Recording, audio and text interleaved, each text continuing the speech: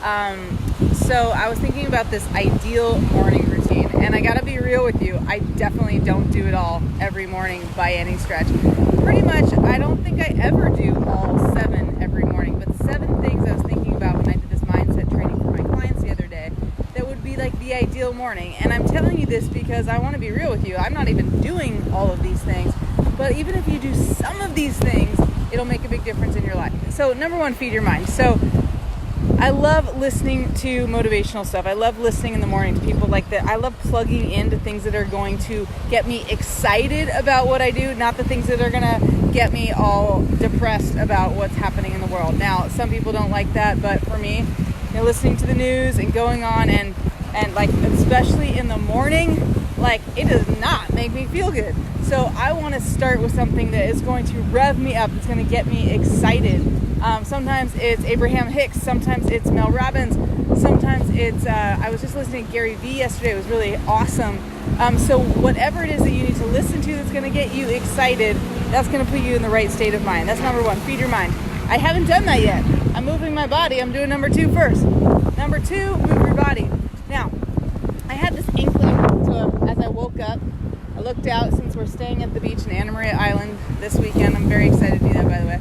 And I was like, I should go for a run. And I didn't really want to go for a run, but this beach looks so amazing. White sandy beach here. It's beautiful. And I thought, you know what? I should go for a run. And so I decided I'm going to do it. I'm not running yet, but I figured I would do it. So I told Trevor, my husband, I said, I have this inkling that I kind of have a very slight desire to go for a run. And I'm going to go do it. And I didn't really want to, but I had a slight desire, so I said I'm going to do it. And I know with Mel Robbins, she has the 5, 4, 3, 2, 1, the 5-second rule. And when you have even a thought about doing something, you say 5, 4, 3, 2, 1, and you go do it. So that's great advice as well. But number 2 is move your body. Now, even if it's 2 minutes a day and you do 10 jumping jacks, not that that would take 2 minutes, but even if it's 10 jumping jacks for like 10 seconds a day, but moving your body. I know this one woman that I play tennis with. I believe she's 69 years old, and she said she's been working out for 10 minutes a day. She looks amazing. She's been working out for 10 minutes a day. Now, I'm not saying this so that you look great, which is nice, but that's not what I'm saying it. I'm saying it because moving your body gets you in energy, gets you in motion, and that motion is going to get you to have a better day. Okay, so number one, feed your mind with good stuff that's going to inspire you, not going to depress you. Number two, move your body, even if it's just 10 seconds. Okay, move your body. Number 3, oh, by the way, also Mel Robbins talked about this. I thought it was hilarious. She talked about how she wanted a 6-pack of abs, and she's like, I want a 6-pack, but then I had to be honest with myself and think about what that would take, and look at myself a year later and say, if I had a 6-pack a year from now, what would I have had to do in order to get that 6-pack? And she's like, I gotta be honest with myself, like, I ain't gonna do that. I don't want to do that. That sounds horrible, to not eat carbs and to do crunches every day. So she said, I settled for just doing 4 minutes of planks every day, and I have really nice arms, which I thought was hilarious. So that was also about exercise, but needless to say, move your body. Okay, number three, what was number 3? Write down your goals. Write down or read your goals. What are your goals? So most people don't know what their goals are, and if they do, and they make their goals like January 1st, they typically never look at them, never read them. Okay, so I'm thinking about my goals all the time. I don't always write them down. Like I said, I don't always follow this. I usually don't follow all of these things. I wish I could say I did, and I'd be even more amazing, but I don't.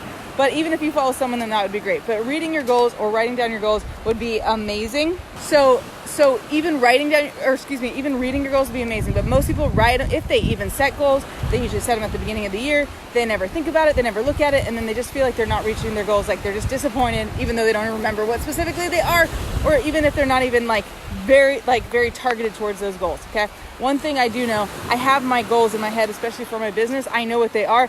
I'm measuring them every single month, if not looking at these KPIs, key performance indicators, all the time.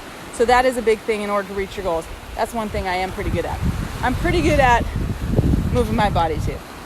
I don't always feed my mind, but I think about things. Okay, number four. Number four is visualize. Yes, visualize. This is huge. Now again, I don't do it every day, but I do it a lot. and I visualize about what my life looks like, about my family, about my business. Like, I think about it. I go to the future and imagine what that would be like, and then I see it happening. And I don't know if you know my story, but one of the things that I really visualized was having my second baby. I don't mean like having her, like birthing her, but I'm talking about actually having a second baby. And to tell it short, my husband and I had trouble having our first baby, and we needed to do IVF intervention, which was quite a process. And then when we decided we wanted to get pregnant again, I started visualizing a lot, and I was actually doing a lot of things: acupuncture, I was exercising, I was doing a lot of meditation, but I was really like imagining what that would be like. And I remember seeing my son, who's now 2.5, like playing with his little sister, and I would think about that all the time, especially when I was in acupuncture. And I remember at one point I was like visualizing it to tears. I mean, I truly was like imagining like the two of them playing together, and it was beautiful. It was amazing. I had these visualizations, and we got pregnant very, very quickly. And I knew once I was pregnant, I knew it was a girl, because I had only seen a girl in my visions over and over again. And we found, lo and behold, 11 weeks later, we had the reveal party, and it's a girl. And now she's 5 months old now. So visualize is really, really important. Number 5. Now, this is something most people don't say that I love. Think about the people you're going to help. Think about the people you're going to help.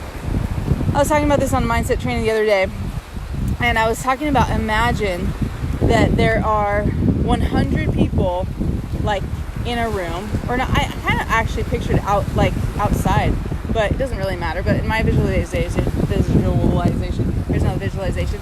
It's like you walk out, okay? I want you to imagine you're like on a stage, and there's 100 people out there, and you look out, and these are like 100 people, and you survey the audience, you glance at them, and they all need your help, and they're like waving at you like, Robin, Daniel, whomever you are, like, help me, I'm here, I need your help, I'm raising my hand, like, save me. And you look at them, you flip them off, and you walk away. Like, I'm not gonna help you. Okay, that's one life. The other life is that you walk out there, and even though you're scared, even though you're not sure how to help them, or you have a bunch of fear, or you feel insecure, or whatever it is, you look at them, you survey them, you look in their eyes, and you say, I'm gonna help you. I'm gonna change your life. I'm gonna do everything I can to make a difference in your life. And you do. You help those 100 people, and those 100 people's lives are changed, and they help another 100 people, and those 100 people help another 100 people, and you know it's more than 100 people, and the ripple effect goes on and on and on. Imagine that. Like, who are the people that you're gonna help? Because when you get in your way, and when you feel like you are concerned about what other people think, which is usually your biggest fear, is the fear of judgment. And because of that, you don't take the action that you should be taking to grow your business, to change those lives, because God forbid someone says, boo, you suck, right? God forbid someone says they don't like you. And so you don't help them, or you don't say, would you like my help with that? Which is one of the lines I teach my clients. Like, would you like my help with that? You don't want to say it, because God forbid they say you're being pushy, or you're asking, you're trying to sell me or something like that. Well, what if they did say that? But then the next 99 people, or even one person, says, yes, I would like your help, and you change their lives, okay? So it's hard. It's hard to put everybody else before yourself, because you're thinking, you actually think you're doing that by saying, like, I'm not going to ask them if they want my help, because I don't want to be pushy. So I am thinking of them. But really, you're thinking of yourself. You're actually thinking of yourself. You're concerned about the judgment. So the reason I put this in, these 7 awesome things, ideal things you can do in the morning, is because if you every day you just take a moment, even 1 minute, to think about that ideal person you would love to help, and say, like, imagine helping that person, and by putting yourself out there, by being more bold, by doing things that you're afraid of doing, you help that one person. Instead of thinking about the judgment and thinking about yourself, you focus on them. Okay? I love that, because when I get in my own head, but when you're stuck, you're typically in your head, and you're typically thinking about what you aren't good at and why you're not enough. And when that happens, you're focusing on who? You're focusing on you. You're focusing on yourself, and you're really concerned more about the judgment than anything else. Okay, if you focus on them, you'll start, like, all the fear will start to dissipate. Okay, so that's number 5. That kind of goes with visualization, but it's a different focus there. All right, number 6, write down the 3 little things you're going to do today. Okay, now, today, I don't really have to be so concerned with that. I'm not trying to be all productive. That's the word. That's the big word I was thinking of. You don't have to be productive. I don't have to be productive today on the weekend. But on the weekday, let's say you want to get shit done. Don't think about the 3 big things you have to do. Don't think about like a ton of things, like make your list of like long list of the to-do list. I mean, I know you're probably going to do that anyway if you're that type of person. But I want you to think of the 3 little things that you're going to do today that you must get done. Well, for me, I mean, again, it's the weekend. I don't really have to think about that. I'm going to have fun with my kids. I'm going to hang out on the beach. I'm going to go for a run in just a few minutes. I'm going to go back that way on my run. I might go to some crazy place called the Donut Experiment, where I'm going to eat a donut. This is not always what I do with my body, but when I'm going to eat a donut with some crazy toppings on it, okay? That's a little nuts. But, you got to live. You got to live. This is a staycation, baby. You get to have some fun food. That's not what I would have to do on a weekend, is write down my goals, or write down what I'm going to do. But I'm telling you, when you want to be productive, you write down 3 little things you're going to do, not big things, and you hammer those out, get those done, okay? Now, last thing, number 7, okay, yes, I remember. I'm so proud that I remember these things. Number 7 is take care of yourself. Take care of yourself. Whether that's going for a walk, doesn't have to be your body, it could be just sitting for 5 minutes or 2 minutes and meditating. You don't have to do these things for very long. Like, imagine if you just did a little bit every single day. And like I said, I am very far from perfect. I am definitely not doing all these things every day, but I do a lot of them a lot of the time, okay? And that makes my life a lot better. It's not like to be better as far as, oh, I'm so great. I'm talking about to have a better life, to be happier, to be able to help more people, to make a bigger impact. That's my big thing. So number 7 is take care of yourself, or spend time like by yourself, which is probably the hardest thing for me, honestly, because I'm busy, and I kind of like, I'm a go kind of person. But I have been known to sleepitate. I don't call it meditate because I've been bad at meditating, but I listen to meditation music, often things like Kelly Howell, Secrets of the Universal Mind, Abraham Hicks, Law of Attraction stuff is good. I have a woman, Grace Smith, who I listen to, hypnosis at night when I can't fall asleep. So I like to listen to stuff, but I typically do it while I'm going to sleep.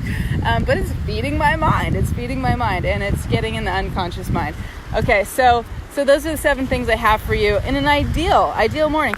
And it's just 7 things that you can take 1 from, you can take 3 from, you can take 4 from. If you did it every day, if I did it every day, which I am not doing, but if I did it every day for the rest of my life, oh my God, my life would be like 100,000 times better. But I also don't want you to, now that you're like, 7 things, I'm never going to do that. And you never do that until you never have, you never get to the point of really having a phenomenal, not that you would never get to the point, but like you don't typically have that phenomenal day. I have a lot of phenomenal days because I'm doing a lot of those things. I typically move my body every day, which I did not always do, even though I am an athletic person. I, for years, did not exercise, very often at all.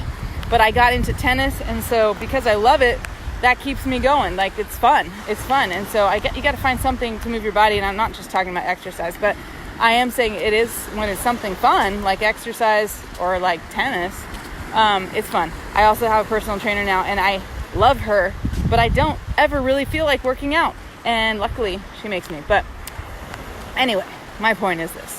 If you can do some of these things, if you can listen for 5 minutes or 3 minutes to a cool YouTube video, or if you can, listen to a good book that's going to help you get in the right state, if you can move your body, even if it's just for 1 minute or 30 seconds, if you can start thinking about what you want, thinking about those goals, starting to visualize, think about the people that you're going to help. Number 6 is to do 3 little things, focus on what you're going to get done. And number 7 is take care of yourself. Meditation's a good way. Or just breathe. Okay, hope you have a wonderful day and a wonderful morning. Thanks for hanging out. Bye.